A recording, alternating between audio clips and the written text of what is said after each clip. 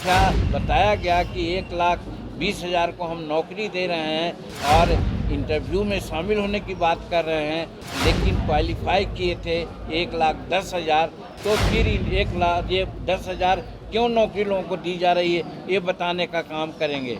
मुख्यमंत्री की घोषणा में 1,20,000 शिक्षकों को नियुक्ति पत्र दिए गए हैं, जब 10,000 अभ्यर्थी को कहां से जोड़ करके 1,20,336 लोगों को नौकरी दे रहे हैं। ये सब घोर अनियमितता है। तो इन सब अनियमितताओं को रेक्टिफाई करने के बाद ही, या फिर इन लोगों को पुनः, जिनको आप डिस्क्वालीफाई किए हैं या बहाल नहीं किए हैं, वैकेंसी हैं, तो नया सूची जारी करें ताकि सब लोगों का समायोजन हो सके और तभी अच्छा होता।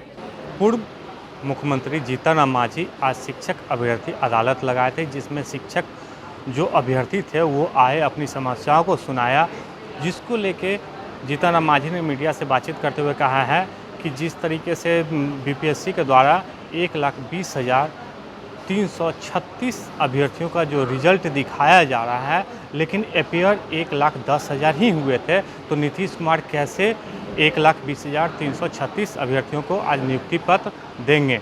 क्या कह रहे हैं जीतन राम मांझी, हम आपको सुना रहे हैं। महिलाओं का हक है, तो महिलाओं की वैकेंसी रहते हुए भी जेंट्स के सीट पर क्यों उनको दिया जा रहा है, और जेंट्स के वैकेंसी रहते हुए भी और क्वालिफाई करते हुए भी हमारे जेंट्स के लड़कों को बहाल नहीं किया जा रहा है। ये शेड्यूल कास्ट और शेड्यूल ट्राइब के साथ अन्याय किया जा रहा है। ये हमारे सामने बात आई है। दूसरी बात आई है यहाँ कि हमारे दिव्यांग लोग हैं, वो नहीं आ सके हैं। वो मेल से हम लोगों के पास पत्र लिखे हैं।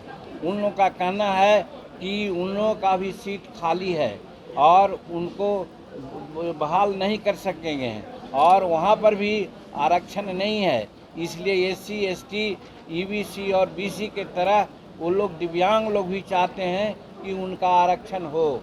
हम भी हिंदुस्तानी अवाम मोर्चा सेकुलर की तरफ से मांग करना चाहते हैं बिहार सरकार से कि दिव्यांगों ने जो हम लोगों को पत्र के माध्यम से सूचना दी है, उनकी मांग जायज़ है, उनका भी आरक्षण होना चाहिए। और उसके बाद उनका कहना है दिव्यांग लोगों का कि हम काबिल हैं, हमारे पास अर्हता है, तो फिर दिव्यांग कोटि में हमको क्यों बहाल किया जाता है? वो जब हर तरह से सक्षम हैं और जनरल में या शेड्यूल कास्ट के जनरल में जब उतना नंबर उनको है, तो दिव्यांग कोटा में क्यों उनको रखा जा रहा है? उनको जनरल कोटा में बहाल कर दिया जाता और उनके सीट को अन्य दिव्यांगों के से भरा जाता, तो अधिक से अधिक दिव्यांग समायोजित होते। ये हम कहना चाहते हैं और ये हमारा कमीशन ने नहीं किया है, ये हम चार्ज करते हैं। और उसके बाद हमको कहना ये है, जिस उसी में कहा है कि 1 से 5 तक 3142 पद है जो SC के महिला का कोटे का है, उससे SC कोटे का पुरुष से भरा जा रहा है। जैसा मैंने पहले कहा कि ऐसा हो रहा है। और उसी प्रकार से उर्दू विषय के 1 से 5 तक 4932 पद रिक्त है, जबकि इस वर्ग का कट ऑफ मार्क से ज़्यादा अंक लाने वाले लोगों को भी रिजल्ट जारी नहीं किया गया है। ये उर्दू नोइंग या उर्दू पढ़ने वाले बच्चों के साथ खिलवाड़ किया गया है कि जब 3932 पद रिक्त हैं, तो फिर कट ऑफ मार्क से ज़्यादा अंक लाने वालों को भी क्यों नहीं दिया गया? होना तो चाहिए था ये कि जो क्वालिफाई कर जाते वो सब से ही 4932 पद भर देते, लेकिन ऐसा बिहार पब्लिक सर्विस कमीशन ने नहीं किया है। और ऐसे भी अभ्यर्थी अन्य जगहों में भी हैं कि कट ऑफ मार्क से अधिक अंक लाए हैं, पर उनको क्वालिफाई पेपर में भी कहा गया है कि पास हैं, लेकिन उनको बहाली नहीं की गई है।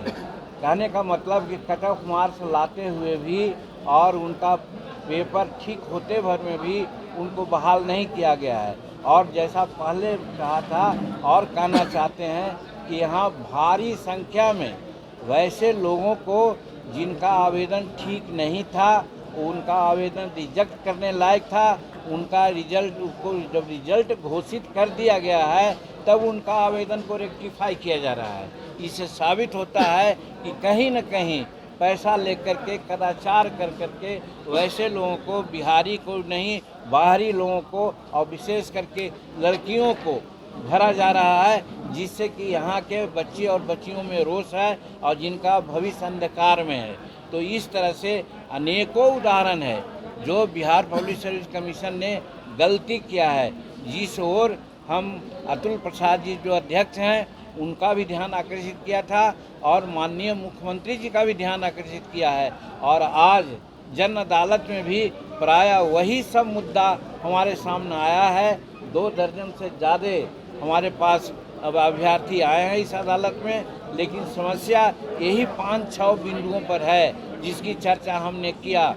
आज हम मांग करना चाहते हैं कि ये आज बांट रहे हैं, वो बांटें कि नहीं बांटें अपना उन पर छोड़ते हैं। हम लोग तो चाहते हैं कि जब तक रेक्टिफाई नहीं हो जाए, जब तक रिजल्ट नहीं सुधारा जाए, तब तक के नहीं उनको बांटना चाहिए था। और सुधार कर करके जो क्वालिफाइड हैं, वैकेंसी है, वैसे लोगों को बहाल करना चाहिए।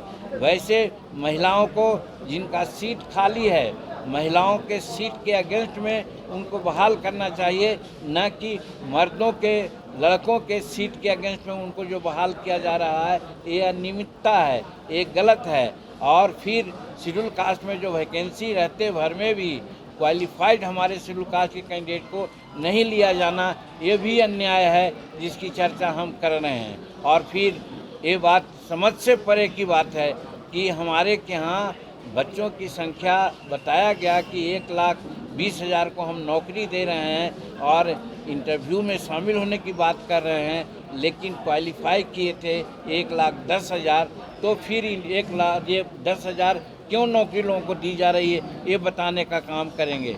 और टोटल हम लोगों को बताया गया है कि मुख्यमंत्री की घोषणा में 1,20,000 शिक्षकों को नियुक्ति पत्र दिए गए हैं, जबकि बिहार पब्लिक सर्विस कमीशन में 1,10,000 को आयोग खारिज किया गया था, जो बताए हैं आपको।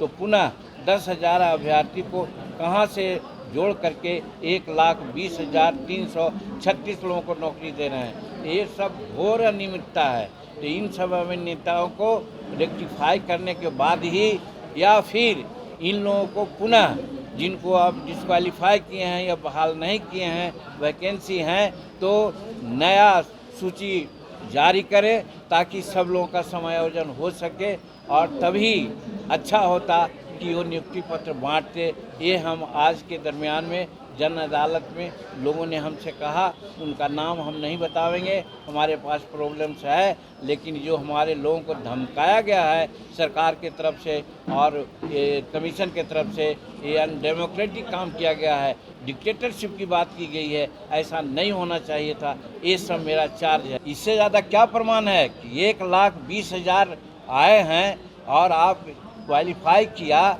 1,10,000 को, तो 10,000 को फिर जो नौकरी दे रहे हैं 1,20,000 को, तो वो 10,000 कहाँ से लाए, किस कोख से पैदा हुआ, ये प्रमाण नहीं है। अगर प्रमाण नहीं है तो आपका दिमाग कहाँ चला गया है, सोच लीजिए, उसका ऑपरेशन करा लीजिए तो ठीक हो जाएगा। आज सीपीआई के कार्यक्रम में नीतीश कुमार भाषण दे रहे थे, इस दौरान उन्होंने कहा कि इंडिया की मजबूती में कांग्रेस जो है सजग नहीं दिख रही है, अपना मतलब ज़्यादा इंटरेस्ट नहीं दिखा रही है। देखिए, ये बात तो आज आप कह रहे हैं। जिस दिन पटना में इन लोगों की बैठक हुई थी, इनको हम लोग घमंडिया गठबंधन कहते हैं। घमंडिया इसलिए कि यहाँ प्राइम मिनिस्टर का एक नहीं 1 दर्जन उम्मीदवार हैं। सब कोई चाहते हैं कि हम बने, कांग्रेस के लोग चाहते हैं हम बनेंगे प्राइम मिनिस्टर, नीतीश कुमार चाहते हैं कि हम बनेंगे प्राइम मिनिस्टर, ममता दीदी कहती हैं कि हम बनेंगे प्राइम मिनिस्टर, उन्हें केजरीवाल साहब कहते हैं कि हम बनेंगे। तो कहने का मतलब, हम उसी दिन कहा था कि ताश के पत्ते की तरह ये लोग छितरा जाएंगे। वो बात आज सत्य साबित हुई कि ताश के पत्ते की तरह ये लोग छितरा गए हैं, और छितरा जाने के कारण ही कांग्रेस के लोग कुछ बोल रहे हैं, राजद के लोग कुछ बोल रहे हैं। आज गांधी मैदान में देखिए, सब होल्ड ले रहे हैं। हमने वैसा किया, पहले ही तो कहा, जब 3,70,000 जब हम लोग एनडीए के लोग बहाल किए थे तो कोई ढोल नहीं बजाया था। अब 1,10,000 कथित रूप में 1,20,000 पेपर दे रहे हैं तो कह रहे हैं कि हम बहुत बड़ा काम किया, और उसमें भी तेजस्वी जी कह रहे हैं कि हमने किया, नीतीश कुमार कहते हैं कि हमने किया। तो उसी प्रकार से कांग्रेस का भी जहाँ तक कहना है, अन्य दल के भी लोग कहना है, सब का एक ही इरादा है कि प्राइम मिनिस्टर का कैंडिडेट उनको घोषित करे। तो उन लोग छितरा गए हैं। अगला चुनाव में एक तो वैकेंसी नहीं है प्राइम मिनिस्टर का लोकसभा में, अभी हमारे संसद में नरेंद्र मोदी जी सशक्त उम्मीदवार हैं। नरेंद्र मोदी जी ने विज्ञान में, वैदेशिक नीति में, आर्थिक नीति में संसार के सभी लोगों को G20 के बैठक में बुला के सम्मानित किया, जो आज संसार के कोई नेताओं के पास वो ताकत नहीं है, वो रुतबा नहीं है जो माननीय नरेंद्र मोदी जी का है। तो वैसी परिस्थिति में भारत की जनता मन बना लिया है कि 2024 में कोई वैकेंसी नहीं है। इन लोग शायद डबल डिजिट लावेंगे कि नहीं, 400 सीट निश्चित एनडीए को आ रहा है, और बिहार में तो 400 सीट एनडीए को आएगा। इसलिए ये लोग आपस में टकराएंगे और लोग बोलेंगे। देखिएगा आप लोग, इतने खाली कांग्रेस नहीं बोल रहे हैं, कल से देखिएगा बोलना शुरू करेगा राजद भी, फिर हमारे जदयू के लोग बोलिए रहे हैं, ममता दीदी भी उधर से ट्वीट करेगी। तो ये सब तो अलग अलग हैं, करेंगे, खिचड़ी पकाएंगे। तो आपने सुना कि जीतन राम मांझी ने बीपीएससी पर और राज्य सरकार पर कई गंभीर आरोप लगाए हैं, और उन्होंने कहा कि जिस अनियमितता को लेके ये नीतीश कुमार को और बीपीएससी को पत्र लिखे थे, लेकिन आज मुख्यमंत्री नीतीश कुमार पटना के गांधी मैदान में वो नियुक्ति पत्र बांट रहे हैं, तो हम उन पर छोड़ देते हैं। लेकिन मेरा मानना यही था कि पहले इसका वेरिफिकेशन किया जाता, इसकी जाँच की जाती, उसके बाद अगला कदम उठाया जाता। आलोक कुमार, दर्शन न्यूज़, पटना।